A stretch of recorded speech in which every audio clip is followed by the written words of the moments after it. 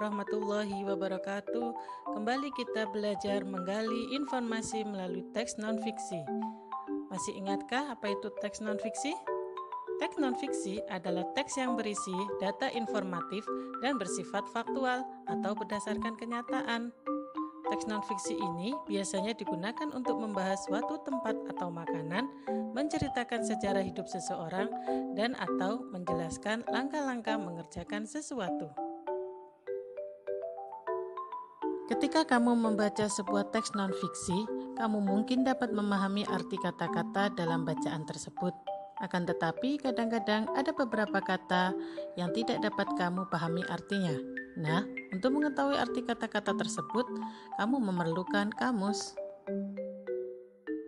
Ya, kamu mudah memahami arti kata dalam bacaan? Yuk, mari kita belajar mencari arti kata di dalam kamus. Kamus adalah buku acuan yang memuat kata dan ungkapan. Biasanya disusun menurut abjad berikut keterangan tentang makna pemakaian atau terjemahannya. Perlu kamu ketahui, kamus disusun secara alfabetis. Kamus juga bertujuan untuk mencari arti istilah yang dimaksud. Cara menggunakan kamus yaitu dengan menggunakan teknis membaca scanning atau memindai, yaitu membaca cepat atau membaca sekilas. Ada beberapa jenis kamus. Jenis kamus ini dibedakan berdasarkan isi, bahasa, ukuran, dan sumber. Berdasarkan isinya, kamus dibedakan menjadi dua, yaitu kamus umum dan kamus khusus. Kamus umum memuat kata-kata yang umum yang digunakan atau yang ada dalam satu bahasa. Kamus ini menampung seluruh bidang keilmuan yang beraneka ragam. Contoh kamus umum ini adalah Kamus Bahasa Indonesia karya W.J.S. Purwadarminta. Sedangkan kamus khusus adalah kamus yang temanya terbatas mengenai satu bidang ilmu atau bidang kegiatan saja, seperti kamus olahraga, kamus kedokteran, atau kamus pertanian.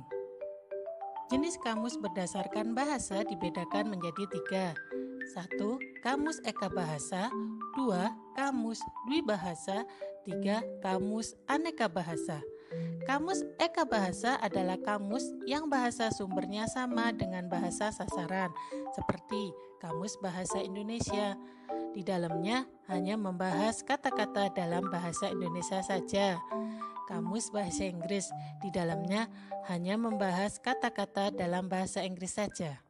Sedangkan kamus dwibahasa adalah kamus yang bahasa sumbernya tidak sama dengan bahasa sasarannya, seperti Kamus Bahasa Indonesia Bahasa Inggris. Di dalamnya ada dua bahasa, yaitu bahasa Indonesia dan bahasa Inggris. Kamus yang ketiga adalah kamus aneka bahasa atau multilingual, yaitu kamus yang kata-kata bahasa sumber dijelaskan dengan padanannya dalam 3 bahasa atau lebih. Biasanya, kata-kata bahasa sumber itu hanya dijelaskan dengan padanan kata atau bahasa-bahasa sasaran saja, seperti Kamus Bahasa Inggris di dalamnya membahas bahasa Indonesia dan bahasa Jepang. Kamus berdasarkan ukurannya dibagi menjadi 4 tingkatan. Yang pertama, kamus besar, memiliki 60.000 entry lebih. Yang kedua, kamus sedang, memiliki antara 35.000 sampai 60.000 entry. Yang ketiga, kamus kecil atau ringkas, mencapai sekitar 30.000 entry. Yang keempat, kamus saku, mencakup antara 5.000 sampai 15.000 entry. Berdasarkan sumbernya, kamus dibedakan menjadi dua, yaitu berada di dalam buku dan berada di dalam internet.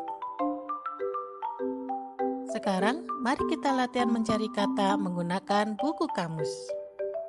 Tahapan mencari arti kata dalam buku kamus ada beberapa langkah. Yang pertama, menentukan kata yang dicari. Misalkan kita akan mencari arti kata melekat. Langkah berikutnya, kita memahami kata yang kita cari tadi termasuk kata dasar atau kata bentukan. Kita sedang mencari kata melekat. Ternyata kata melekat itu bukan kata dasar, melainkan kata buatan. Kata melekat berasal dari awalan me dan kata dasar lekat. Langkah ketiga, menentukan asal kata dasar dari kata melekat, yaitu lekat.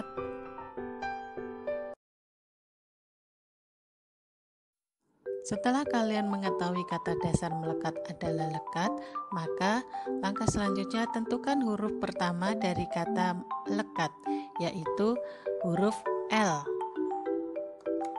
Nah, setelah kita mengetahui huruf awal dari kata yang kita maksud, mari kita buka kamus. Kita buka kamus ke halaman huruf pertama dari kata yang dicari. Ingat, kalian perlu menghafal urutan abjad dari huruf A sampai dengan huruf Z. Sekarang kamu sudah berada di halaman yang memuat kata berawalan L. Bacalah kata-katanya dengan teknik membaca scanning secara vertikal atau dengan sepintas sekilas dari barisan paling atas sebelah kiri terus ke bawah dan seterusnya sampai kalian menemukan kata yang dicari. Jika kalian sudah menemukan L, E, dan K, kalian akan segera bertemu dengan kata-kata L, E, K, A dan berakhiran S. Langkah yang terakhir adalah mencari kata yang dimaksud secara horizontal. Setelah kata yang dimaksud ditemukan, bacalah secara horizontal atau sepintas sekilas dari kiri ke kanan deretan uraian arti sampai ditemukan arti kata yang sesuai dengan konteks kalimat yang diinginkan. Nah, sekarang kita sudah menemukan arti kata melekat, yaitu merekat atau menempel. Bagaimana? Mudah kan mencari makna dengan menggunakan buku kamus? Bagi kalian yang belum mempunyai buku kamus, kalian bisa memanfaatkan kecanggihan teknologi, yaitu dengan menggunakan internet. Caranya, buka Google atau Chrome, kemudian ketik KBBI atau Kamus Besar Bahasa Indonesia di kolom penelusuran. Setelah muncul tulisan KBBI, kalian bisa mengetikkan kembali kata-kata sulit yang ingin kalian cari artinya. Dan kemudian tombol klik atau enter, maka akan keluar arti dari makna yang kalian inginkan.